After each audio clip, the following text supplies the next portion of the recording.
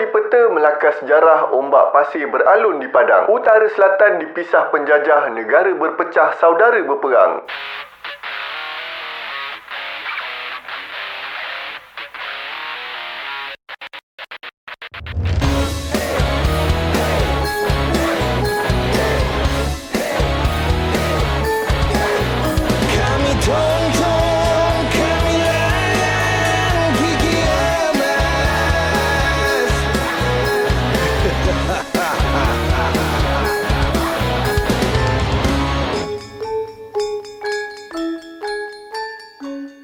Assalamualaikum dan salam laka bersejarah. Alhamdulillah kita dipanjangkan umur untuk berjumpa lagi dalam video hari ini. Ini hari aku nak berkongsi cerita tentang satu konflik yang tengah hangat dekat media antarabangsa dan tempatan, iaitu sejarah konflik Sudan. Asalnya aku nak share tentang konflik yang jadi sekarang je, tapi bila aku baca sejarah Sudan ni, aku rasa kesian gila dekat diorang ni. Jadi aku nak korang tahu, faham dan rasa kepedihan dan kesakitan orang Sudan selama ni. Aku mulakan kisah ni dengan Sudan yang ditakluk oleh kerajaan Mesir yang masa tu diperintah oleh Muhammad Ali Pasha. Masa ni Mesir di bawah naungan Turki Uthmaniyah. Maka Sudan pun diperintah oleh kerajaan Turki Mesir start dari tahun 1820. Pada tahun 1882, British start masuk dalam kerajaan Mesir. Bila kuasa pemerintahan Mesir jadi lemah disebabkan British, Muhammad Ahmad bin Abdullah cuba membebaskan Sudan dengan menubuhkan Mahdi State. Tak lama lepas tu, British lancarkan kempen Reconquest of Sudan untuk dapatkan balik wilayah Sudan. Akhirnya, melalui Condominium Agreement pada tahun 1899, kerajaan Anglo-Egyptian Sudan pun dibentuk, tapi kuasa pemerintahan didominasi oleh British. Sepanjang tempoh pemerintahan British sampailah Sudan nak merdeka, struktur pemerintahan dan masyarakat Sudan ni tak seimbang di antara masyarakat utara dan selatan. Dan kalau tanya aku, dekat sini le punca paling besar terhadap konflik yang jadi hari ni. Pada tahun 1922, British kenalkan Southern Policy, satu dasar yang memisahkan dua wilayah Sudan secara rasmi melalui garisan tan paralel. Jadi, orang utara dilarang turun ke selatan dan orang selatan dilarang naik ke utara. Maka lahirlah dua masyarakat yang berbeza dalam satu negara yang sama. Dekat belah selatan, British buka jalan kepada mubalik Kristian untuk sebarkan ajaran Kristian, buka sekolah, buka pusat keagamaan. Tujuannya ialah nak sekat kemasukan pengaruh Islam dari utara. Sebab utara ni masyarakatnya dari etnik Arab yang beragama Islam. Bila mubalik Kristian ni datang, agama tradisional orang selatan pun mula dipinggirkan. Sebab masyarakat selatan ni majoritinya dari etnik Afrika, bukan Arab tau. So makin kuatlah perbezaan budaya dan agama ni yang kemudiannya menjadi punca perpecahan rakyat Sudan. Pada 12 Februari 1953, Sudan diberikan hak pemerintahan melalui Sudan Self-Government Statute, tapi diorang masih di bawah naungan Anglo-Egyptian. November 1953, pilihan raya pertama Sudan telah diadakan dan pada 6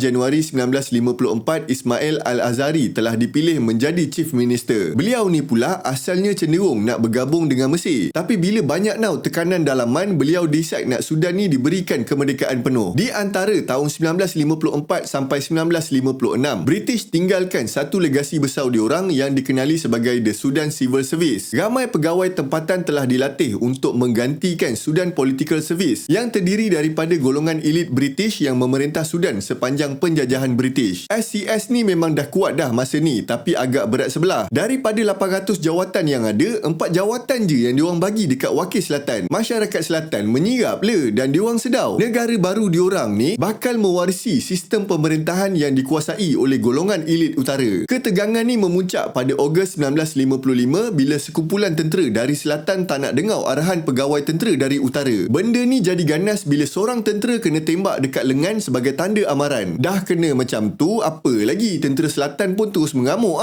Meletuslah konflik bersenjata pertama di antara utara dan selatan Sudan. Habis tos senjata, semua kena pecah. Mana komander tentera dari utara yang diorang jumpa, diorang bunuh. Dan diorang sempat serang orang awam belah utara dekat kawasan bandar berdekatan. Masa ni, komuniti pedagang Arab yang ada dekat selatan pun jadi cuak Andai kata selatan decide nak berpisah dengan utara, matilah diorang. Jadi diorang pun keluar dari selatan sepantas yang mungkin. Bisnes, harta, semua tinggal. Pada 19 Disember 1955, Parlimen Sudan mengisytiharkan melambangkan kemerdekaan diorang yang akan berkuat kuasa pada 1 Januari 1956. Pada 26 Disember 1955, Sudanese Sovereignty Council pun dibentuk untuk tempoh peralihan kuasa. Namun sejujurnya aku cakap, walaupun Sudan ni merdeka, negara diorang ni dah retak dah, menanti pecah je. Diorang dah terpisah dari segi politik, agama, sosial, identiti. Semuanya disebabkan sistem berat sebelah yang dijalankan oleh British. Lepas diorang dah merdeka, Sudan amalkan sistem demokrasi berparlimen macam British. Tapi keadaan politik diorang tengah wara. Dua parti utama yang membentuk kerajaan Sudan, National Unionist Party dan National Ummah Party, selalu bergaduh dan menjatuhkan antara satu sama lain. Akhirnya, pada 5 Julai 1956, Ismail Al-Azhari telah digulingkan oleh Abdullah Khalil, pemimpin National Ummah Party. Selain tu, ekonomi diorang pun terlalu rapuh. Sebab masa tu, diorang terlalu bergantung pada ekspor kapas dan hasil pertanian. Bila harga ekspor jatuh, kewangan negara diorang pun jatuh terkangkang lah. Dah le banyak institusi kerajaan yang gagal berfungsi dengan baik sebab diorang tak cukup pegawai tempatan yang berpengalaman. Bila tengok dah kecoh macam ni, Abdullah Khalil yang merupakan bekas pegawai tentera plan satu rampasan kuasa dengan pihak tentera secara rahsia. Pada 17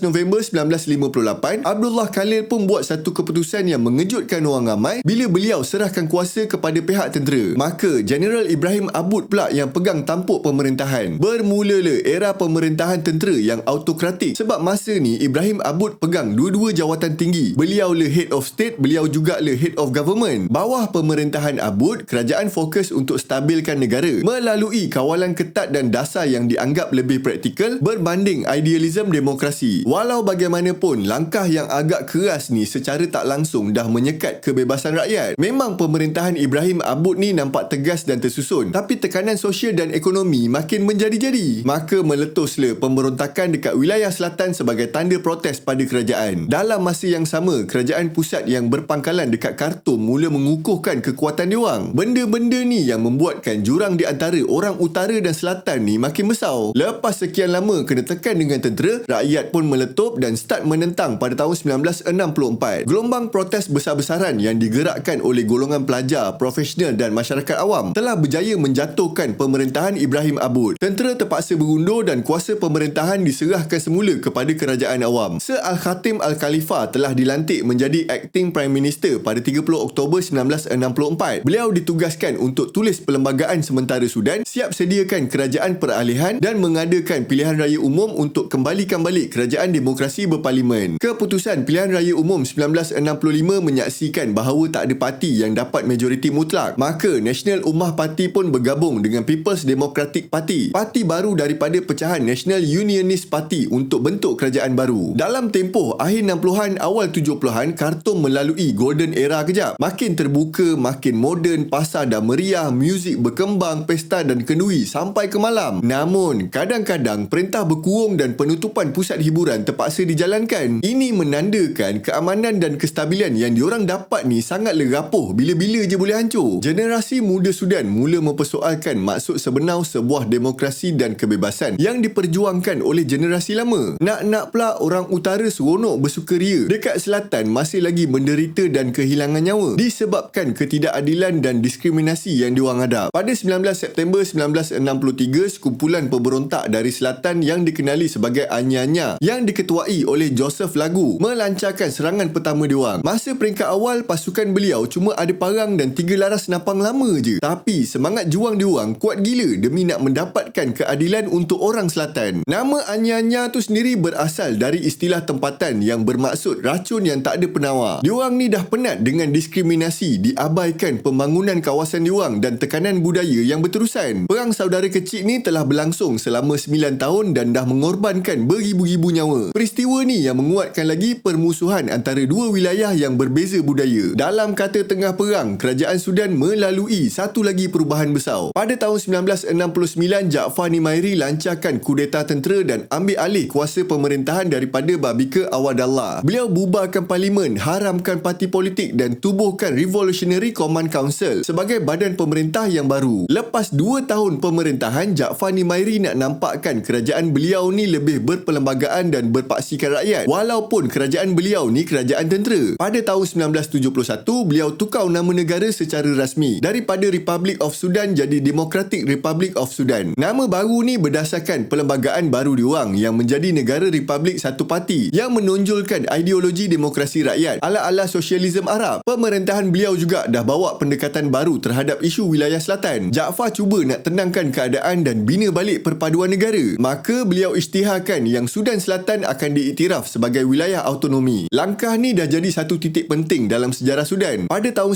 1972, wakil kedua-dua pihak bertemu dekat ibu kota Ethiopia dan sain perjanjian Addis Ababa. Perjanjian ni bagi autonomi penuh kepada Sudan Selatan untuk hampir semua urusan pentadbiran dan politik, kecuali hal-hal pertahanan dan hubungan luar negeri. Yang itu kena lalu kerajaan pusat dekat Khartoum lah. Sebagai simbol perdamaian, Joseph Lagu juga telah dilantik menjadi naib presiden Sudan. Langkah ni dah jadi jambatan di antara dua wilayah yang bermusuhan dan menjadi tanda berakhirnya perang saudara pertama dekat Sudan. Sudan pun melalui 10 tahun yang damai dan dikira tempoh keamanan paling panjang dalam sejarah Sudan. Inilah kali pertama masyarakat selatan dapat hidup aman dengan pembangunan infrastruktur yang sepatutnya diorang dapat. Ada sekolah, aktiviti ekonomi mula bercambah dan harapan diorang untuk bersatu sebagai sebuah negara makin menyelah. Momen perkahwinan ni sekali je seumur hidup, tapi gambar, video boleh simpan sampai bila-bila. Kita orang ni bukan sekadar ambil gambar, kita capture setiap momen dari air mata nikah sampai senyuman pertama si comel masa akikah. Fotografer kita semua berpengalaman, dah bertahun handle wedding. Bukan jenis ini hari baru beli kamera terus claim dah jadi fotografer profesional. Tak tahu posing? Jangan risau, kita akan bagi posing yang terbaik ikut vibe majlis korang. Tone editing kita pun bukan biasa-biasa, fresh, artistik dan ikut trend terkini. Bukan guna filter zaman Jepun punya. Majlis tunang, bersanding, birthday, combo, dinner, semua kita boleh cover. Nak momen lagi banyak, lagi padu, ambil package 2 fotografer kalau ada bajet lebih lah. Sebab lagi banyak angle, lagi kreatif gambar tu. Nak pula untuk majlis yang dekat dalam dewan. Ramai tau klien kita orang cakap bila tengok gambar dia orang terasa nak bersanding lagi sekali. Tempah awal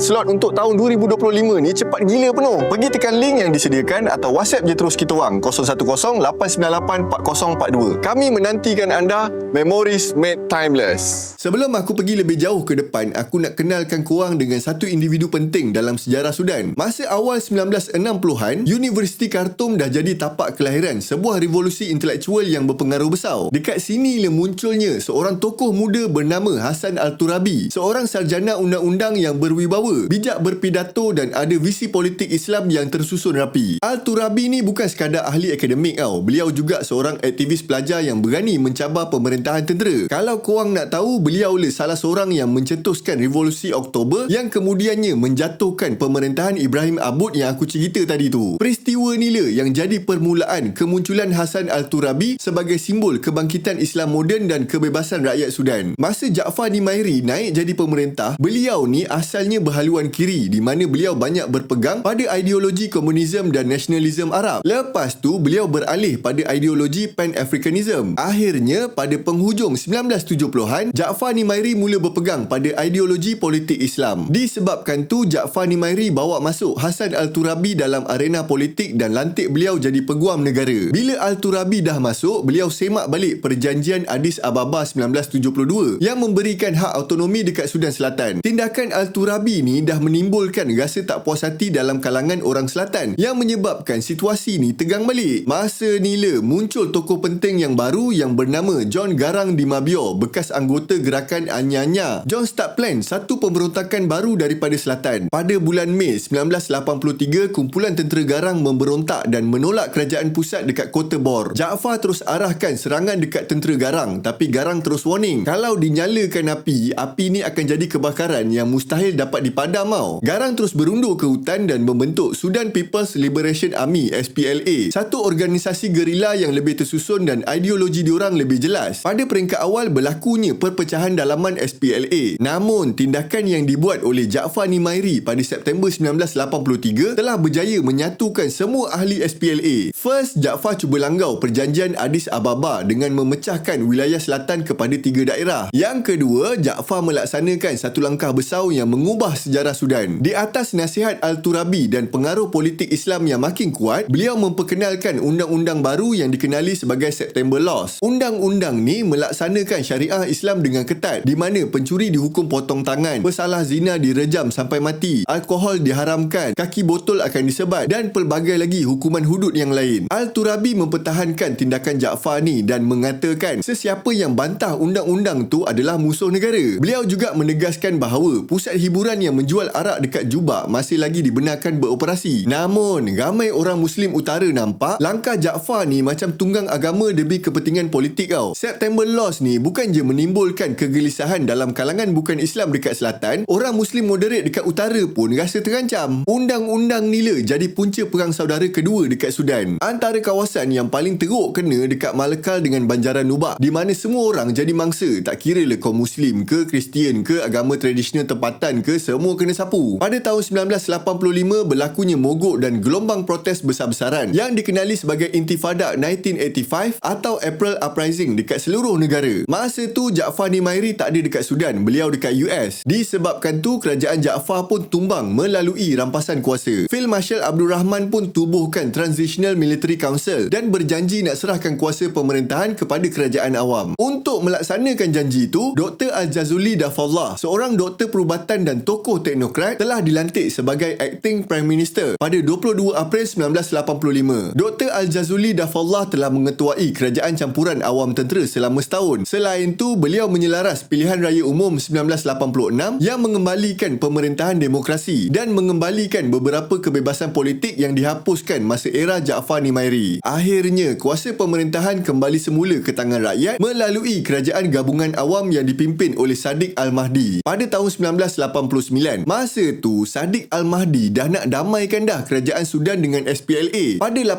September, boleh pula Omar Al-Bashir lancarkan kudeta tentera dan rampas kuasa pemerintahan. Ada catatan mengatakan rampasan kuasa ni telah dirancang oleh Hassan Al-Turabi. Ada juga gosip mengatakan sebelum kudeta tu berlaku, Al-Turabi pernah nasihat Joseph Lagu untuk keluar negara selama beberapa hari, seolah-olah nak bagi warning bahawa ada benda besar nak berlaku. Dalam masa yang sama, SPLA dekat selatan pun start berpecah di peringkat dalaman mengikut etnik. Dekat Kota Bor, dua kumpulan etnik terbesar dekat selatan, Puak Dinka dengan Nuer, bergaduh pasal pandangan politik sampai terjadinya perang saudara. Berlakulah pembunuhan besar-besaran, wanita dan kanak-kanak kena culik, kampung dimusnahkan. Kawasan yang dulunya subur dengan pertanian terus jadi padang jarak, padang terkukur. Masa penghujung 1990-an berlaku lagi satu peristiwa besar yang mengubah sejarah Sudan. Diorang jumpa simpanan minyak mentah yang besar, terutamanya dekat kawasan sempadan antara utara dengan selatan. Kajian menunjukkan 80% rizab minyak dekat wilayah selatan, tapi saluran paip utama yang digunakan untuk ekspor minyak ke pasaran dunia dibina dekat wilayah utara. Saluran paip tu pula dikawal oleh kerajaan Sudan dekat Khartoum. Penemuan minyak ni terus membawa gelombang pembangunan pesat dekat Khartoum. Bangunan moden membangun, jalan raya dibina dan kekayaan baru mula bercambah. Namun, di sebalik kemewahan tu, ketegangan politik dan sosial makin meningkat. Pengaruh Hassan Al-Turabi dah makin lemah yang menjadikan Omar Al-Bashir dan pegawai tenteranya berkuasa mutlak. Selain tu, kekayaan minyak dekat Sudan juga dah bawa masalah baru. Wilayah Abyei yang terletak dekat sempadan utara dan selatan kaya dengan minyak. Masalahnya, dekat sini juga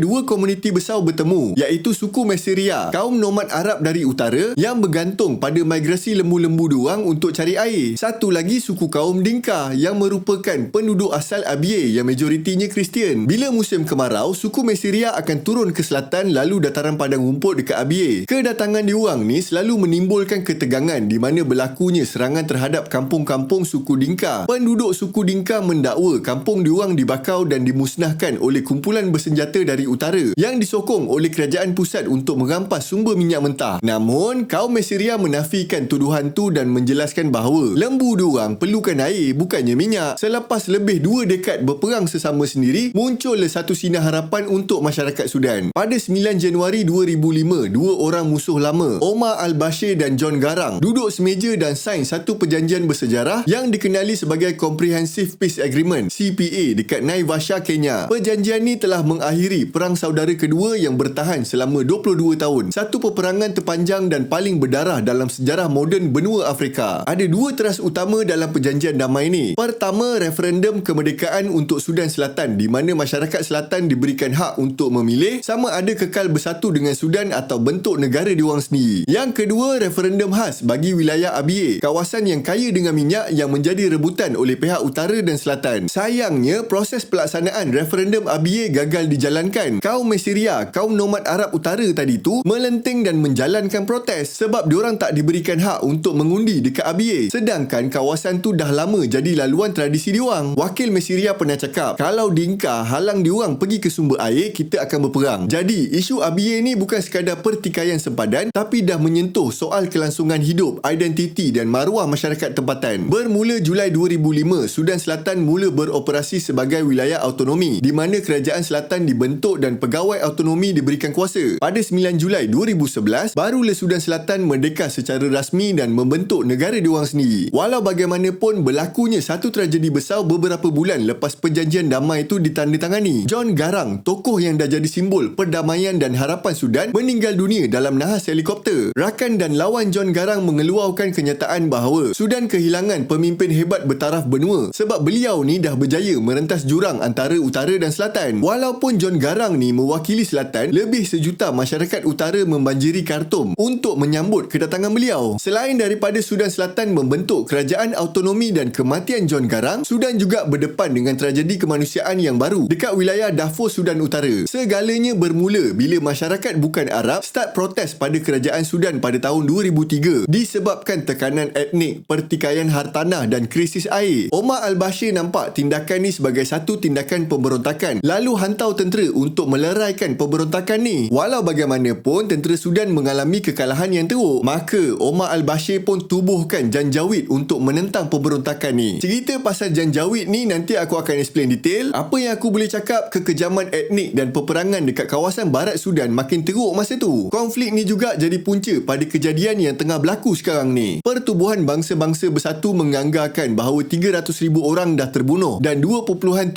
juta orang dah jadi pelarian akibat konflik ni. Namun, Omar al-Bashir menolak angka tu mentah-mentah dan mendakwa hanya sekitar 10,000 orang je yang terkorban. Akibat laporan perang daripada konflik ni, Mahkamah Jenayah Antarabangsa mengeluarkan waran tangkap terhadap Omar al-Bashir. Ini menjadikan beliau ketua negara pertama dekat dunia yang dikehendaki di atas tuduhan jenayah terhadap kemanusiaan semasa beliau masih lagi memerintah. Okey, untuk video ni aku cerita sampai sini je sebab next video aku nak fokus pada konflik yang tengah berlaku sekarang. Dalam video ni aku fokus pada sejarah lama je supaya korang faham graf perjalanan sejarah Sudan ni. Aku nak korang rasa dan faham penderitaan rakyat Sudan yang dah lama dahagakan keamanan. Mungkin agak pening sikit sebab dalam satu masa banyak gila benda yang berlaku dekat Sudan. Tapi kau nampak tak persamaan dia? Dah nak aman rampas kuasa, dah nak aman rampas kuasa. Bila nak amannya? Next video aku akan ceritakan dengan jelas tentang apa yang tengah berlaku sekarang ni. Cerita ni memang panjang, kalau nak buat sekaligus aku tak larat lah. Jadi kalau korang ada sebarang pendapat, pandangan, nak tambah atau nak betulkan apa-apa yang aku dah ceritakan dalam video ni, korang boleh tulis dekat ruangan komen. Aku nak minta maaf ada kata aku ada terkasar bahasa atau tersalah fakta. Terima kasih, jumpa lagi dalam video yang seterusnya. Assalamualaikum dan salam Melaka bersejarah.